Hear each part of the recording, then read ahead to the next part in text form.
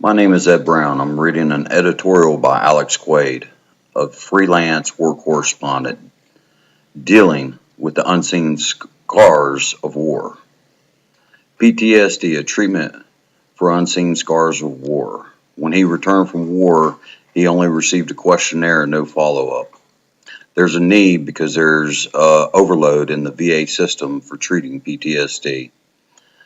Do you know someone who served in Iraq or Afghanistan?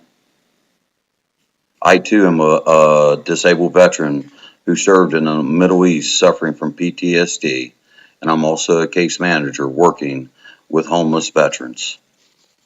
Here's some specific statistics on OIF and OEF, or Iraq and Afghanistan.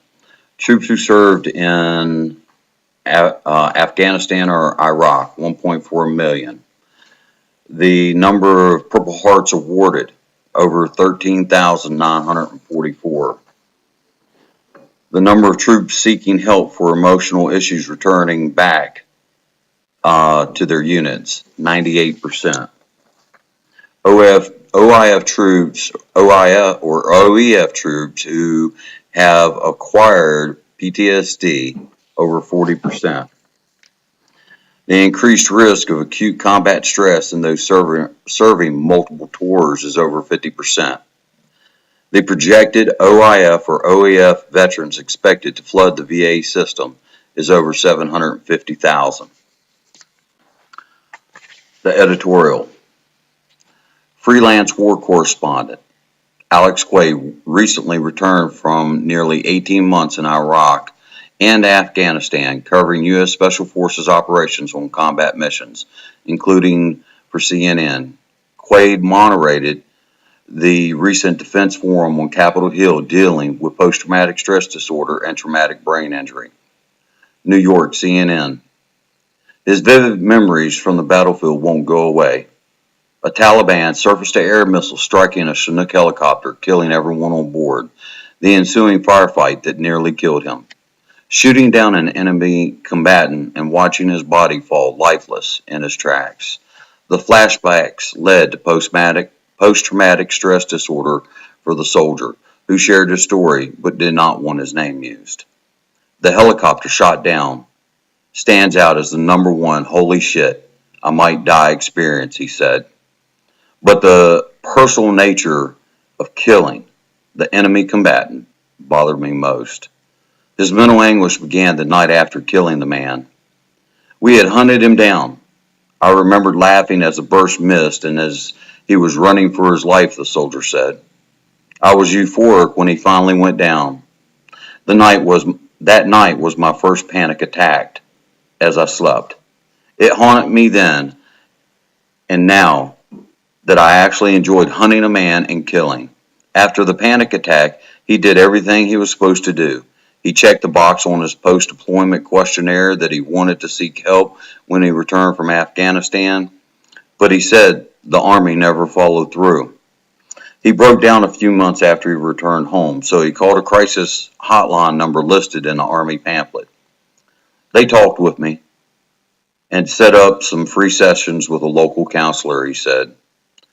The first session did not turn out very well. That's because the woman was a marriage counselor, he said. I still remember the shocked look on her face as I described the events during my deployment. He said she was totally unprepared to work with a combat veteran. He said he felt he would have gotten better treatment if he had his leg blown off or sustained an injury that could be seen. For some reason, mental health issues, the Army let go until the soldier gets into crisis mode, which can be too late for some, he said, referring to the spike in military suicides. For me, when I was in crisis mode, dealing with post-traumatic stress and trying to seek help, I didn't have the strength at times to care for myself, he said. His experience represents what many troops and their families say they are going through as they try to reintegrate with unseen injuries at a time of Department of Defense budget cuts, military healthcare industry changes, and political upheaval. Army Chief of Staff General George W. Casey was acknowledged that the military is too bureaucratic when it comes to dealing with transitioning veterans back to civilian life. It's overly complicated, and we have not made the strides in fixing that we need to. Casey said at the Defense Forum on Capitol Hill in September, "Wounded soldiers know the story. The longer you're someplace, the more uncertain and the more difficult it becomes," he said. "We have to reduce the time the soldiers are in the system and still make sure that they get the fair and equitable treatment that they so well deserve." War veterans suffering from post-traumatic stress disorder and traumatic brain injury and their families, say military commanders, policymakers, healthcare providers, and communities, need to take more steps to help make their transition into the civilian community seamless. "Even some of us have had difficulties over the years," said General Major Patrick Brady, who received the Medal of Honor for his actions in the Vietnam War. His fellow Medal of Honor recipients, Colonel Leo Thorsness, Colonel Roger Donnan, and Staff Sergeant Drew Dix, added that communities need to be more aware of the stressors of unseen injuries. That way, they say, the country can better deal with the results, including substance abuse, homelessness, rising divorce rates, and a mental anguish that can lead to suicide. Those who suffered injuries as a result of war, their families, and caregivers offered this advice to the end of the cookie-cutter approach to dealing with mental illness issues and start addressing the actual issues. Programs should be conceived as 5, 10, 15, 20-year endeavors. There needs to be dedicated follow-up and treatment and therapy for both the service member or veteran and the family. This should be the norm, not the exception, advocates say. Society is focused on the wounded. Families of those suffering unseen injuries have needs too, said Ronnie Schultz, mother and full-time caregiver of a retired wounded warrior. One program that families say is addressing long-term issues is Navy Safe Harbor. It helps ill or injured members of the Navy and Coast Guard and their families with concierge-like support for non-medical needs.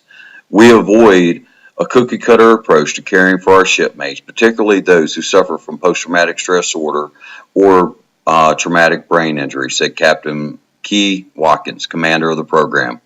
We provide a lifetime of individually tailored assistance designed to optimize the success of their recovery, rehabilitation, and reintegration activities. Our goal is to return our recovering service members back to duty, but when they are unable, we assist them with their transition back to civilian life and reintegration into the local community, he added.